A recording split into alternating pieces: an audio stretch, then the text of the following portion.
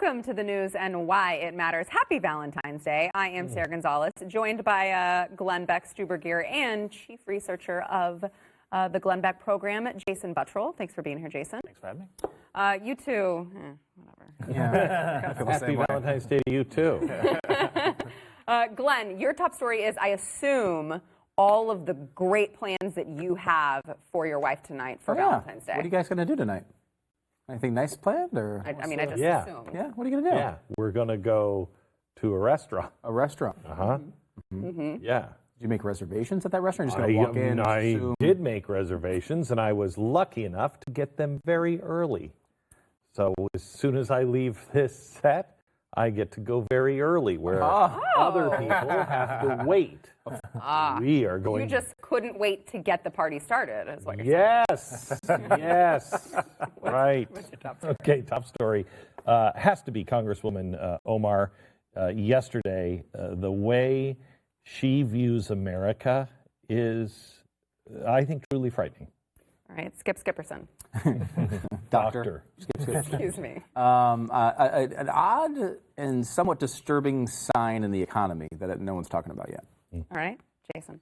There's a reason why healthcare and free college are always spoken of together as far as like handouts that they want to give, they want the government to give. There's one thing that they have in common, and I'm going to talk about that. What a tease. All right, before we get into all of that, I want to thank our sponsor, Relief Factor. We here at BlazeTV are very, very thankful for Relief Factor because it makes our boss Glenn Beck here much more tolerable to work with. He was in a lot of pain and just absolutely awful to be around. So for comedy purposes only, in the last half hour, I was eating these. That doesn't help my pain. This is like the anti-relief factor. It is the anti-relief factor. Having chocolate is not good. Does Relief Factor taste better than this, though? No, See? but I got to work on that. But Relief on, guys. Factor actually really allows taste me it. to help. It helps me open this Okay, that's good. thing with my hands. There you go. Relief Factor reduces all the inflammation, which is Chocolate, not so much. where most of our pain comes from, and it's tremendous. Please try it, Relief Factor. You can get the 3-week quick start pack right now for $19.95. 70% of the people who buy that go on to keep buying it. It's working for them. It works for us. It can work for you. ReliefFactor.com. All right, Congresswoman Omar. So I think I said it on this show, what I witnessed in the guy standing next to me at the State of the Union. There's something deeply wrong here. She is not a fan of the United States of America. And I present the evidence here. Yesterday, she was in a hearing, and much to my dismay, and I think everybody else's dismay in watching this happens to both Republicans and Democrats. They both do it, and they live above the law. They are somehow or another above the law. They can say whatever they want to say and not be sued for it. They can make any comment about anybody and not have any kind of consequence. So there's this moral outrage at the beginning that goes to the whole system. But listen to what she's accusing the witness of and accusing the United States. Two parts. Here's part one. Mr. Adams, in 1991, you pleaded guilty to 2 counts of withholding information from Congress regarding your involvement in the Iran-Contra affair, for which you were later pardoned by President George H.W. Bush.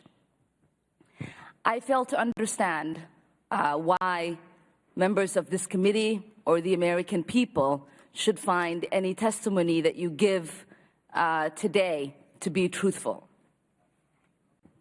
If I could respond to that. It wasn't a question. That was not a question. That was I reserve the right to my time. It is not right. That was not a question. Committee can attack on February 8th, who is not permitted to reply. That was not a question. Thank you for your participation. Is that right? She talks about she reserves her right to her time. What about his right? And this is not directed only at her or to the Democrats. Both do it, and it is absolutely, totally wrong. Now, she in that clip, she's also clearly reading something she may have never even read before. And if she has read it, when it's the Iran-Contra, it's Contra. It's Contra. She has no idea what she's even reading. But wait, there's more. Yes or no, would you support smile. an armed faction within Venezuela that engages in war crimes, crimes against humanity or genocide, if you believe they were serving U.S. interest, as you did in Guatemala, El Salvador, and Nicaragua? I am not going to respond to that question. I'm sorry. I don't think this entire line of questioning is meant to be real questions, and so I will not reply. Whether under your watch, a genocide will take place, and you will look the other way because American interests were being upheld, is a fair question. Because the American people want to know that anytime we engage a country, that we think about what our actions could be and how we believe our values are being furthered. That is my question. Will you make sure that human rights are not violated and that we uphold international and human rights? Human rights what? I suppose there is a question in there, and the Love answer that. is that the entire Listen to what she says. thrust of American policy in Venezuela is to support the Venezuelan people's effort to restore democracy to their country. That's our policy. She then goes on, will you stand for human rights? And he says yes, followed by her saying, I'll take that as a no. This is obscene. First of all, I have a very difficult time talking to somebody who doesn't mind Sharia law lecturing us about human rights. This woman is not here because she thinks the Declaration of Independence and the Bill of Rights is such a great thing. And now I'm saying that just based on what she has said in the past and what she says about how Israel hypnotizes, how we're all racist. I cannot take the lecturing from this woman. But I will tell you, the Democratic Party, there's a new poll that is out. Now, you have to skew it a bit because people don't know who Occasional Cortex is, Alexandria. They don't know who she is as much as they know who Donald Trump is, so you have to take a little of this with a little salt. But she has a lower approval rating than Donald Trump. Okay? Donald Trump is underwater 11 points. She's underwater 14 points. This is not a popular road to take for any of the Democratic Party. They have installed absolute, total radicals, Marxists. They have killed more people in the last 100 years than all disease combined. Sharia law. Those courts are not about justice. Those courts are about power, control, manipulation, and an angry, vengeful God that says, kill your enemy. And the last one, you have Sharia law, you have Marxism, and then you have social justice. There is no justice in social justice. We are seeing an individual who has combined all three of those things into one voice. You better pay attention. You better pay attention on not just her, but who is around her, who are her friends in Congress, and who is tolerating this. What's amazing is that Elliott Abrams he's applauded by probably the majority of the left. Like, they see him as an advocate for human rights. So when I saw that she was attacking him on the basis of human rights, I was like, oh, this lady just obviously doesn't know what she's talking about, and she's just grandstanding. But I actually do think she knows what she's talking about when it comes to South America. And that's my biggest, when you say she obviously hates the United States of America, I totally agree with you there. Because when people like Congresswoman Omar look at South America, they don't give a crap about human rights. That's not what they care about. the primary reason for what happened in South America in the 80s was communism versus capitalism. And El Salvador, specifically, in that case, it was FMLN, I think that was the acronym. That was who the Soviet Union was supporting there. They provided them millions of dollars. They provided them weapons, giving them direct, actual orders on what to do. They were Marxist terrorists. That's who they were. Kidnappings, bombings. I looked up several quotes of them this morning when I was looking through them. Specifically, it was a war on the rich. Sounds very, very similar to what you would hear people now actually on Capitol Hill that just got elected would actually say as well. So that was the primary purpose of that. It was capitalism versus communism, and they did not like the fact that communism was being defeated by the evil capitalist, leader of the free world. And beyond that, people on the far left, Marxist, revolutionaries, social justice warriors, all of that stuff. The reason why they look at Central America not just as, this was a place that was fighting against the United States during the Cold War, they understand if they can cobble enough support from those countries together, that's a big enough foe to stand against the United States. So you've taken this hemisphere and you've turned it against the United States, where the United States becomes Israel in the Middle East. That's what she's trying to do. I have to appreciate her brave stand in between those two roads of talking down to someone and I don't know how to pronounce the words I'm saying. That is an intersection most people are not willing to stand in, and I do give her credit there. I do love his answer of, I'm sure there's a question in there somewhere. In there somewhere. But separate from the political and sort of international sort of consequences of this person being in Congress, step back for a second and think about what type of person you have to be to do something like she just did. She is calling him a genocidal murderer in front of the entire country, and she doesn't know anything about the topic that she's discussing. I mean, You mean Iran-Contra? The Iran-Contra affair. She doesn't even know the basic thing that anyone who had any information about this era and this person she's talking to would know it's Iran-Contra. It was one of the most used phrases in the English language for about 20 years. The Iran-Contra affair, she doesn't even understand the topic she's talking about, yet she's willing, without any information, to still call him a genocidal murderer. See, I took that differently. As a person, how can you do something like that? I took it differently. I take it as she's not calling him. She's calling every single American a genocidal maniac that doesn't care about anything other than America. Same point, except you're worse, but also you're correct. I mean, she's not just blaming him for the genocide, but she is accusing America of at least 4 genocides, which I don't think, I'd like to think we're not on any genocides, certainly not with policy. I mean, there have been, incidents in the past, and she describes a massacre that went on, and I don't know all the details about it, so I won't call her a genocidal murderer because I don't know all the details. However, I do think that was never obviously American policy, and no human being on earth would you ask that question to and they would say yes to it. You're just trying to make yourself famous. She's smiling throughout it. She's giddy that she's there, and she should be because she doesn't belong there. Yeah. She doesn't belong. The fact that she's there, the fact that a person who knows that little about American history would be in Congress is a disgrace. Well, we've had that problem before.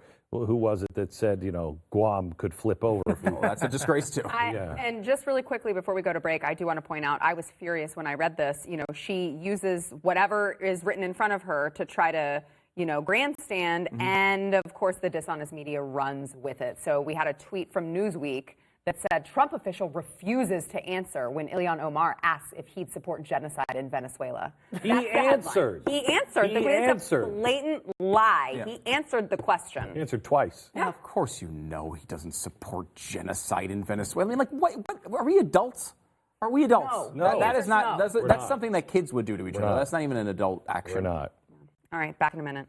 Jonathan Dunn said, your country is here you have to go.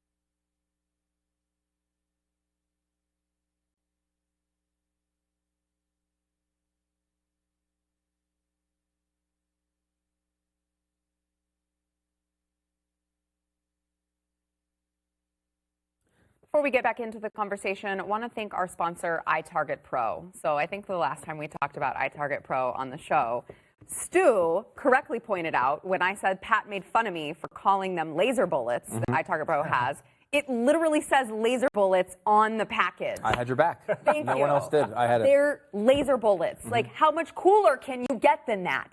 Laser bullets. Jason, I know you were in the military, so iTarget Pro helps you dry fire at home. You use the laser bullet, and you have the little target, and you're able to keep firing. How important is dry firing? It's how they teach you to shoot at the highest echelons. It's how the professionals, whether it's military, law enforcement, that's how they learn to shoot, just by dry firing. But the problem with dry firing is you don't actually know if you're improving. Because you could be squeezing the trigger. You don't really know. But something with iTarget Pro, where it's set up with your little laser bullets, you can actually see where that laser bullet strikes the thing. Jason has helped me be a much better shooter. And then, I got somebody from the Royal Marines, and Really? much better than Jason.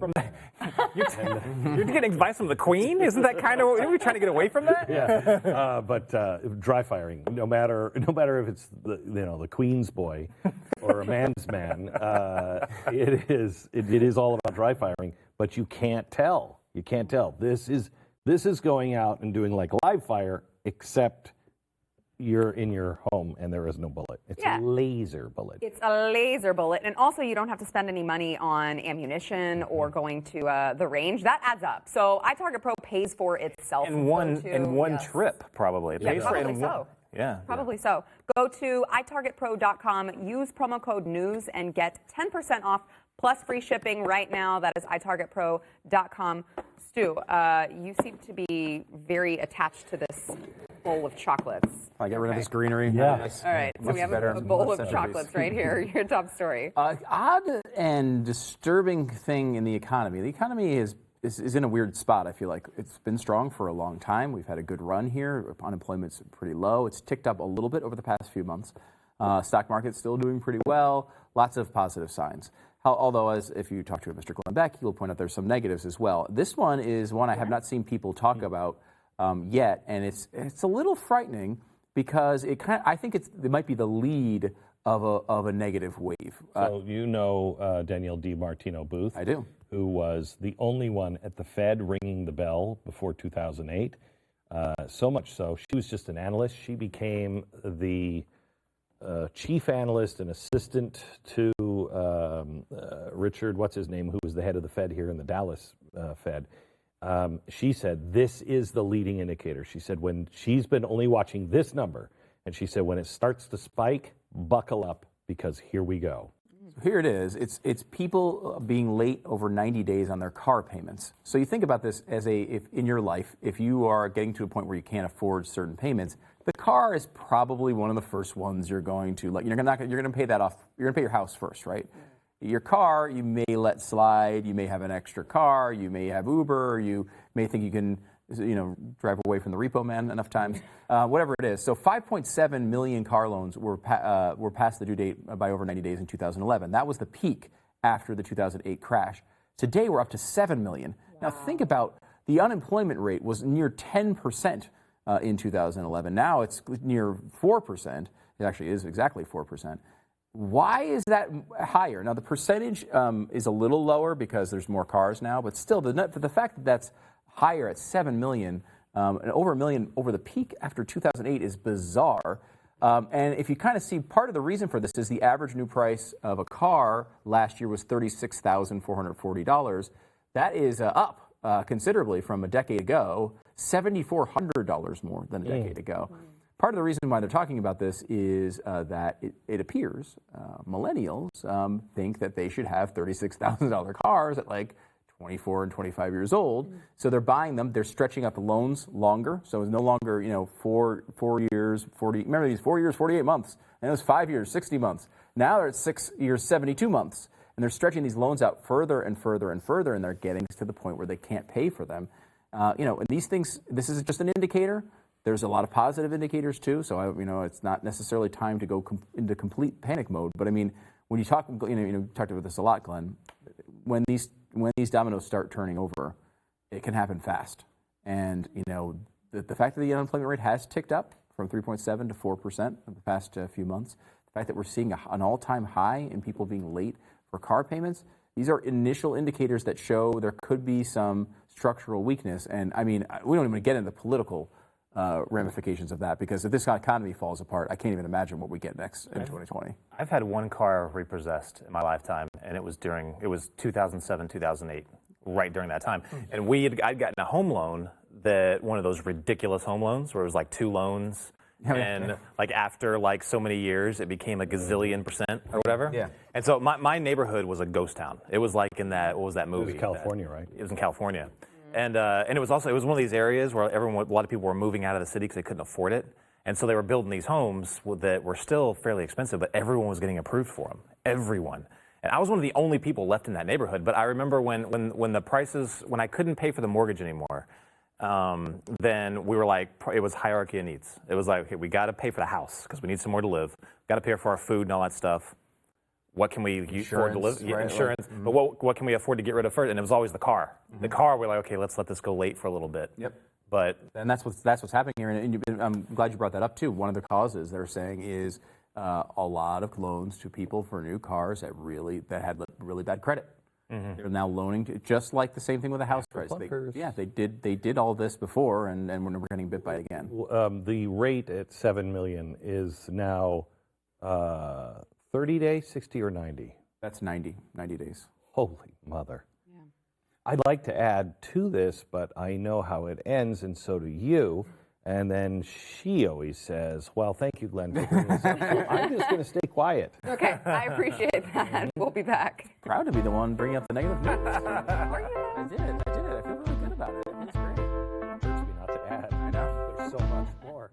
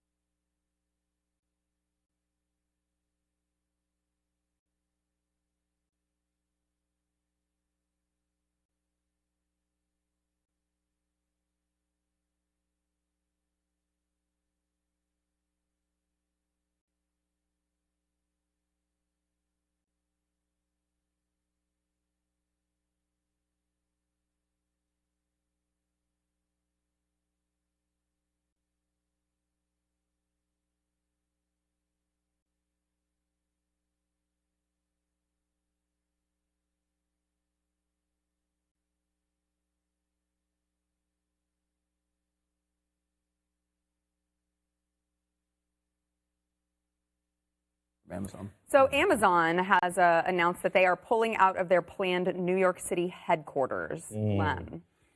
Well, Bezos, this is not a good couple of weeks for him because he needs friends, and the mayor of New York is not happy with him.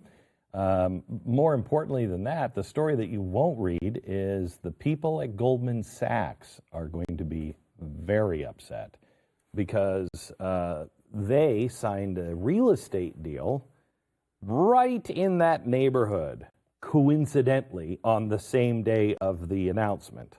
Okay. The property and the things that happened in there just in the last few weeks, all the speculation, the things that had to have changed hands, had to have been on a planning board where people were seeing, extraordinary wealth being created, gone overnight. And he didn't make any friends with this at all. Yeah. Jason? What was the controversy? Like, I don't understand. Like, why would you? Cortezes of the world are pissed off about them being there, right? Yes. Any big company. It would have added like 25,000 jobs. Right. was what they were saying. What kind of jobs? Right. No, what they were saying on that one is those jobs we can't, the average person can't have. They're going to be importing all those people from all around. Oh, well, wait a minute. You don't like people coming into your area? Whoa, that's weird. Yeah, no, but I read that there was a politician that was like, well, Amazon isn't playing fair. They're like the kid who takes their ball and goes home. I'm like, I mean, they're a business and they can choose where they want to run their headquarters. That's not being a child. I mean, it's that's all, just making a smart business decision. I mean, the whole thing is ridiculous. I would say that what they did at the beginning of this was wrong, and that like going around and begging for breaks from every city in America, that tour I didn't like. Yeah. However, of course, if they're going to give them to you, every business takes them. And I think, here, you're getting that sort of pushback. Maybe that makes you go to another place that's a lot more friendly. I would not be surprised if they, they're still going to have a presence in Washington. I think that one's going to stay for sure. But I wouldn't be surprised if they go somewhere else. They have this weird, like, I don't even get it, like this jihad on businesses. Like Bernie Sanders, I think, tweeted today, the most ridiculous thing I've ever seen. He said the Waltons make more, I can't remember. He was talking about how much the Waltons actually make versus what all their employees make. And he was like, our economy is rigged. And I'm like, the Waltons invented it. They put up all the capital for it. Why and should assumed they make more? All of the risk. All the risk. Right. Which all is the work that's why we have entrepreneurs. I mean, But the greeter should make as much as. I have a friend who is now getting into his own business, and he's like, Glenn, now I completely understand what you've gone through. He's like, I don't know if I could handle all that risk. Right. Overtime's up next. You make more.